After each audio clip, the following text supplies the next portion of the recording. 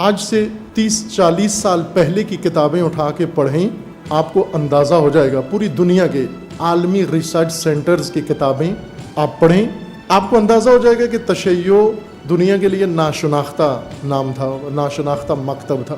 جو عالمی سطح کے محققین آتے تھے، اسلام کا مطالعہ کرتے تھے، اکثر عرب ملکوں میں آتے اور آ کر اسلام کے تمام فرقوں کا مطالعہ کرتے سوائے تشیع کے۔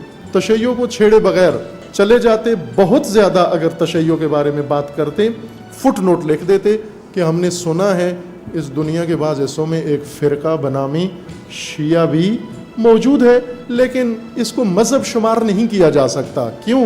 اس لیے کہ اس کے پاس مذہب کے بنیادیں نہیں ہیں، چونکہ صرف رسومات ہیں۔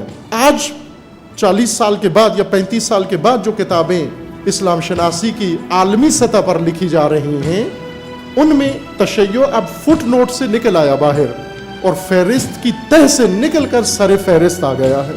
آج ہر محقق مجبور ہے کہ پہلے تشیع کا مطالعہ کرے، پھر کسی اور مسلک کا مطالعہ کرے۔ خب کس نے اس گمنامی سے نکالا، اس تہخانے سے نکالا، اس ناشناختہ ہونے سے نکالا اور اعلیٰ ترین مقام پر جا کر، دنیا کے اعلیٰ ترین منارے پہ جا کر درج کر دیا؟ عزیزمان، امام خمینی صرف وہ فقی نہیں ہیں کہ جنہوں نے چند صرف فتوے دیے، چند مقلد بنائے اور چند روپے خمس اکٹھا کر لیا۔ خمینی اس فقی کا نام ہے کہ وہ کام جو عصر رسول اللہ سے ادھورا چھوڑ دیا گیا تھا، ولایت کے رکن کو ترک کر کے دبا دیا گیا تھا، امام نے آ کر اسے غبار سے نکالا، ملبے سے نکالا۔